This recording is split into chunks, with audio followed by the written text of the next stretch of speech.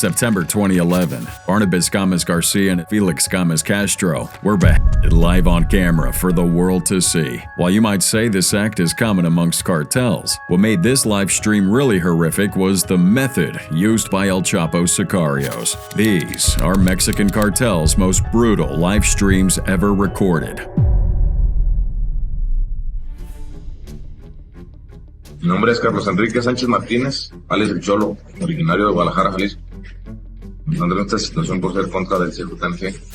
March 18, 2021, Carlos El Cholo Enrique Sanchez, a man who was once one of the most feared figures in Mexico's cartel underworld, was captured by those he once called friends. Little did anyone know that this was just the beginning of the horrific ordeal that awaited him. El Cholo was once a powerful lieutenant within the infamous Jalisco New Generation Cartel, aka CJAG, but in this video, he was nothing more than a helpless man kneeling before a camera. The men surrounding him would represent the CJAG, the very cartel he once served. The video marked the start of El Cholo's downfall, a day that would end in a terrible death for the man who once ruled Mexico's underworld. You see, El Cholo rose to power through his ruthless ambition and violent tactics. As a top CJAG member, he reported to the leader, Nemesio Segueda Cervantes, or El Mencho, and together they terrorized Mexico, crushing rivals and spreading fear. El Cholo was notorious for using brutal force to maintain control.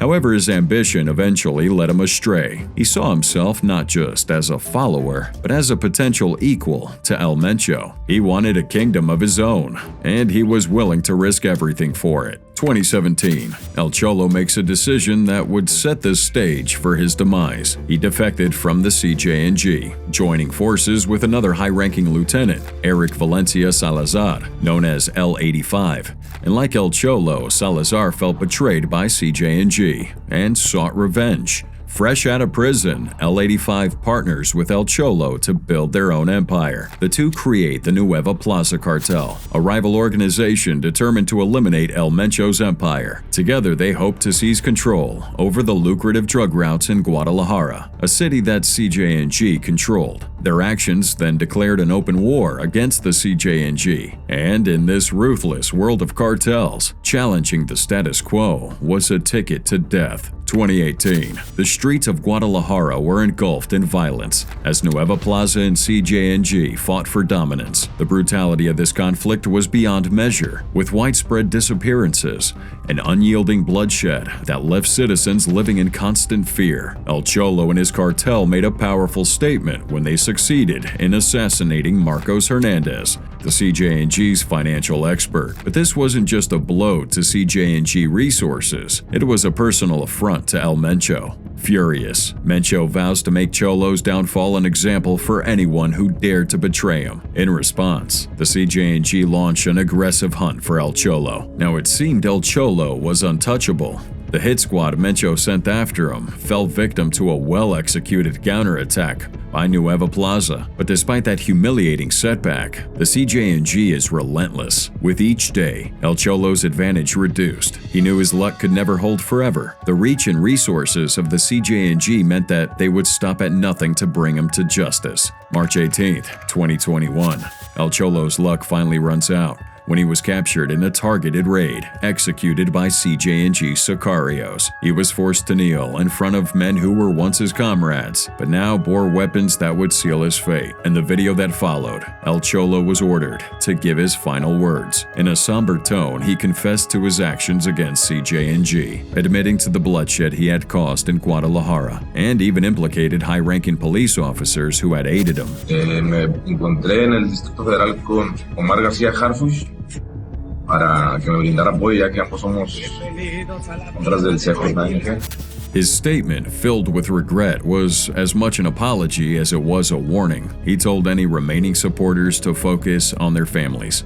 warning them against the same path of betrayal that had led him to this tragic end. Hours after the release of this disturbing video, a horrifying discovery was made at Jardín Hidalgo, a public park located near Tlaquepaque's City Hall. There they found a clear plastic bag containing a disfigured body, accompanied by a note that read, "The traitor, El Cholo." Authorities later confirmed that it was indeed the body of Carlos Enrique Sanchez, and his gruesome death reflected the brutal brutal life he lived. The autopsy also revealed the extent of his suffering. El Cholo had been mercilessly beaten to death. His ribs had been broken, his toes severed, and his tongue forcibly removed, symbolizing the betrayal the CJAG couldn't forgive. And finally, 3 gunshot wounds to the head to end his suffering. A cold end to a life steeped in violence and ambition. The message was clear. Betrayal would not be tolerated, and anyone who dared defy El Mencho's rule would meet the same fate. If you think this is extreme, wait until you hear what comes next.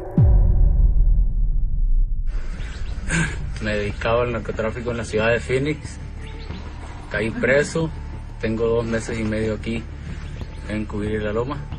Let's go to September 2011, where the Sinaloa cartel releases a video of 2 men, Barnabas Gomez Castro and his nephew, Felix Gomez Garcia, who were used as an example to show what happens to those who offend El Chapo. This live stream will prove why El Chapo is where he is to this day. Barnabas Gomez Castro and Felix Gomez Garcia worked as mules for the Sinaloa cartel under the leadership of El Chapo Guzman. Now, their job was to take drugs from Mexico across the border into California. It was very high risk with very little pay, but a lot of people did this just to survive. Now, survival isn't guaranteed though in this game, because even the slightest mistake could be punishable by death. So despite that high risk, men like Barnabas and Felix were said to have received only around 300 pesos, which is a mere $15. For many cartel operatives, there is no real choice in joining a cartel. This gruesome footage, however, doesn't showcase a violent punishment. It shows a cold, calculated psychological tactic the cartel likes to use to control and manipulate. In this video, we can see Felix and Barnabas sitting without their shirts with their backs against a blank wall,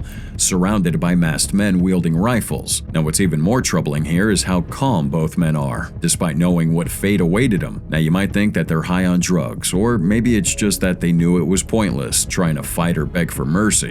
Whatever the case was, their bizarre look made the video even more disturbing. First, the hapless men were interrogated.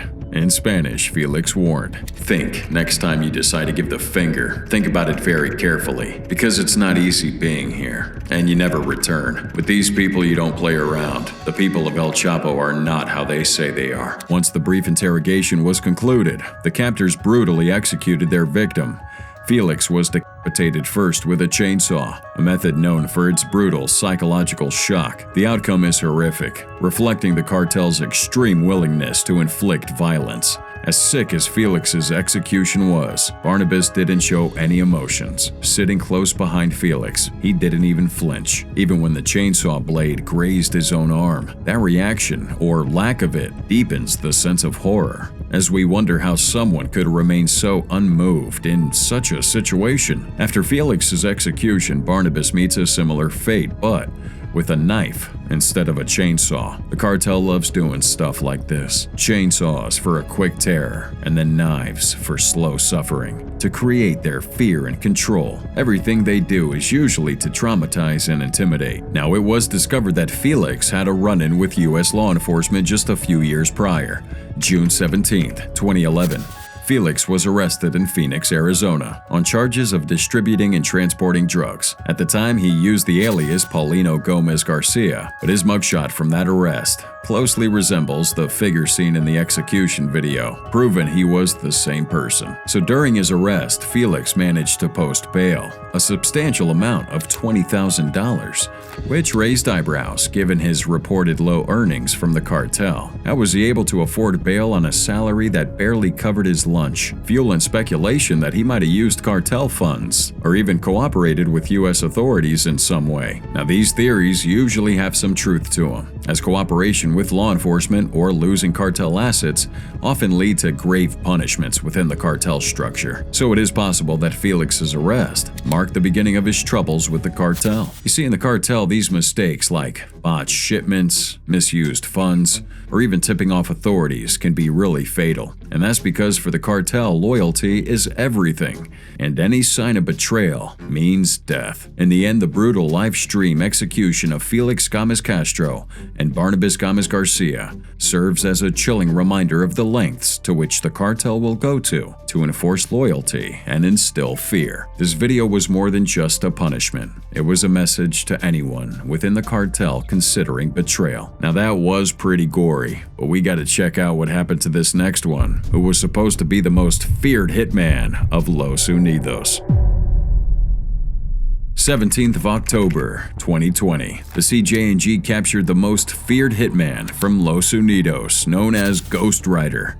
And shortly after, a live torture and execution was streamed. The video was so gory that even on Reddit, people were warned to not ever search for it. Now, before Ghost Rider was captured, he was one of the most feared guys out there for Los Unidos, which was made up of several smaller gangs. He was the man without a bone of compassion, and he used the most barbaric methods to deal with his victims. For some time, Los Unidos and CJAG were at war in El Aguaye. The two cartels turned the town into one of the most dangerous places in Mexico, and there was a constant display of extreme violence.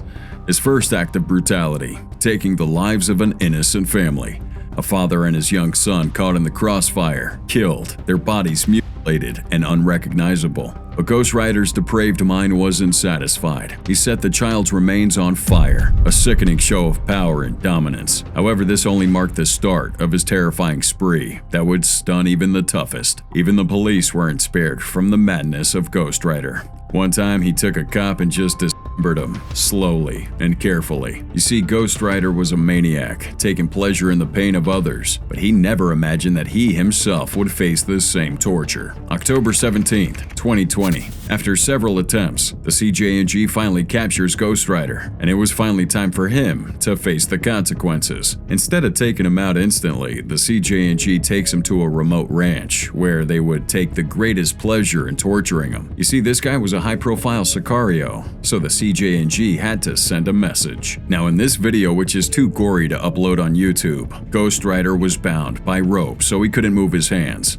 He was pretty terrified, but he tried to face it as bravely as he could. He knew this wasn't going to be quick, as they injected him with adrenaline. This is going to prevent him from passing out, so he straps in and buckles up for a long ride. The true horror unfolded as they poured alcohol on his face, making sure they drenched just his face and not his entire body, and then someone lit it on fire. That was followed by agonizing screams of horror. This only lasted a few seconds, as the alcohol was quickly burnt off, and now his face is looking red and distorted. However, this is only the beginning. They drenched his face in alcohol yet again, and this time the fire was even bigger. And as they did this, some alcohol made its way to his crotch and began burning his trousers. And as the fire died down, his face was gone. And as sick as this was, CJAG sicarios would laugh and make sick jokes, and someone had to comment about how he looked like Nick Cage in that movie. Surprisingly, despite losing his face and a lot of blood, this guy wasn't only still alive, but fully conscious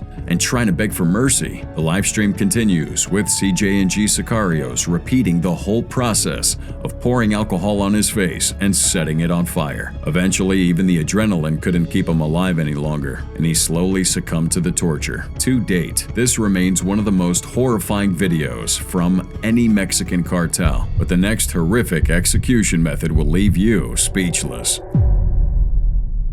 April 2007, YouTube deleted a gory video uploaded by a user named Matazetarello. This was a live stream of Sinaloa executing a Zetas hitman, who worked for the ruthless Heriberto Lascano. For a long time, Sinaloa and Zetas were at war. Their rivalry was as much of a fight for supremacy as it was a deadly tug-of-war for control over territories that dictated billions in drug trafficking, human trafficking, and ruthless enforcement. The two organizations differ not only in operations but how they use their violence. Sinaloa, traditionally operating with a business-first mentality, found itself up against Los Zetas, known for their extreme brutality, because members of Zetas were known to be ex-military personnel. The showdown culminated in bloody confrontations, assassinations, and a chilling level of warfare, in one of their most symbolic battles.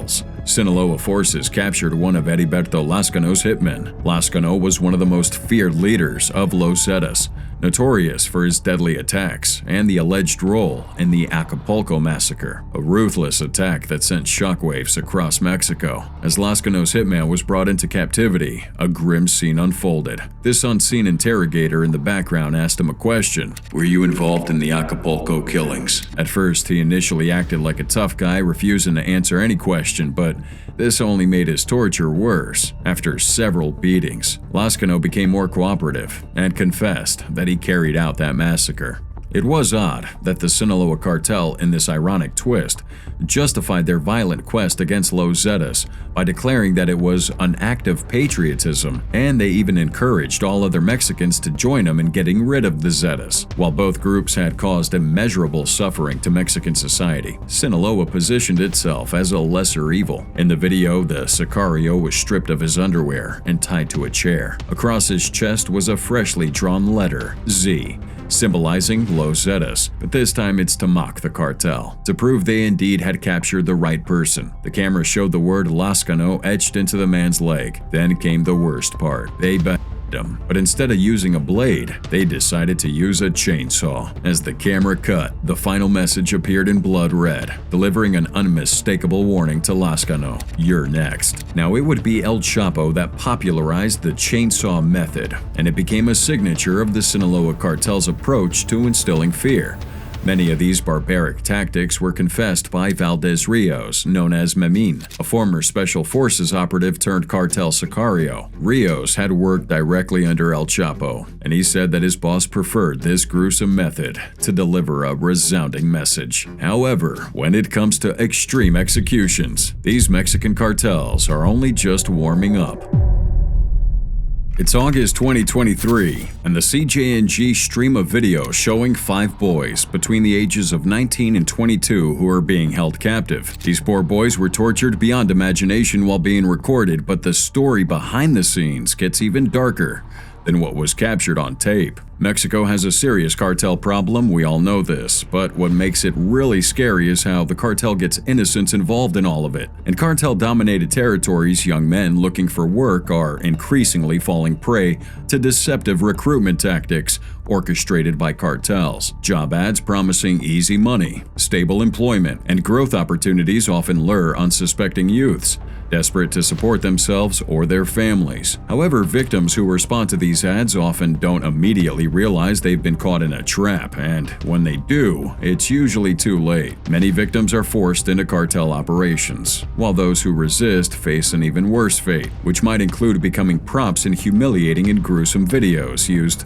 as warnings to others. These videos, designed to instill fear and compliance, often feature young men coerced into degrading acts or forced to make agonizing decisions under threat of torture or death. The cartel's tactic is deliberate: strip them of their humanity on camera, as a brutal reminder of the consequences of refusal. Now, these recordings are widely circulated, with their harrowing imagery serving to underscore their dominance, projecting a chilling message that echoes across communities. Resistance is futile. This would become the sad fate for Roberto Olmeda, Diego Lara, Dante Hernandez, Jaime Martinez, and Uriel Galvan, who responded to one of these deceptive job advertisements. Instead of getting that job, they became captives of the cartel. The boys were just normal kids who weren't involved in any kind of crime, but were hoping to escape poverty and violence. Some were pursuing education, while others held down part-time jobs to help their families. And tragically, their pursuit of a better life led them to an unthinkable end at the hands of the Jalisco New Generation Cartel. The video sparked nationwide horror and disbelief. Here we have the boys kneeling, eyes wide with terror, as one is forced to commit the unthinkable, and feeling extremely threatened, he had no choice but to do it. The scene gets worse as the 4 remaining boys equally meet horrific ends. You see, the CJAG loves to show their calculated campaign of psychological terror.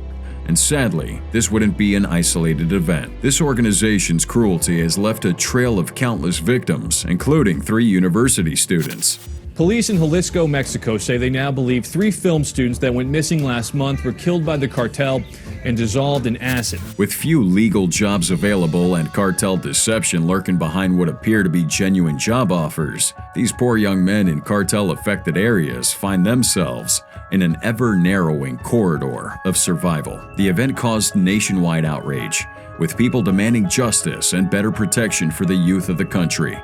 It proved how the cartels have escalated their violence, operating with impunity, and how even the innocents are no longer safe. Some say the CJAG is a terrorist organization, as they use fear and public spectacles of violence. This particular incident would be one of the most shocking in recent Mexican history. But then the cartels can be very creative in their torture methods, as one man soon came to find out.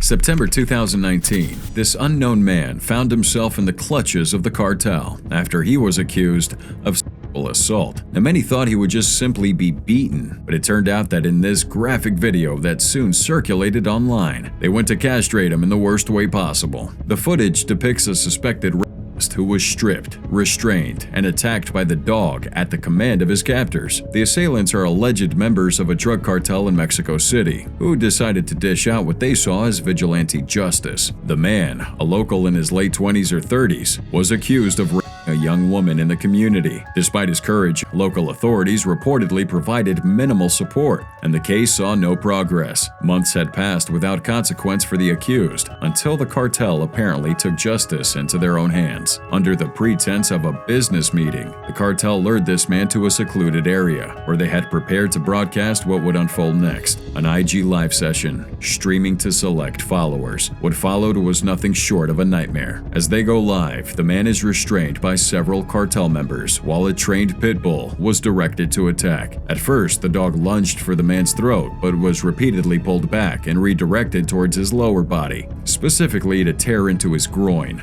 The man's screams filled the air, his pleas for mercy met only with mocking cheers. One cartel member could be heard taunting, "This is what happens to those who violate women. This scum will never harm anyone again." The recording, although quickly taken down, was captured and circulated across social media. Short, horrifying clips leaked into mainstream sites, showing the agonizing punishment as the dog relentlessly attacked. The man's voice weakened. It is, however, unknown if he survived this ordeal. But this case is just one example of the gruesome reality of cartel justice in Mexico. Cartels would operate with little fear of consequence, acting as their own authority in regions where the official justice system is either incapable or unwilling to intervene. In a lot of regions in Mexico, the locals have great respect for the cartels and depend on them for security, maybe even to deliver justice in cases like this. Now, the gang would show this as a warning to others accused of similar crimes, marking them as enforcers of their community.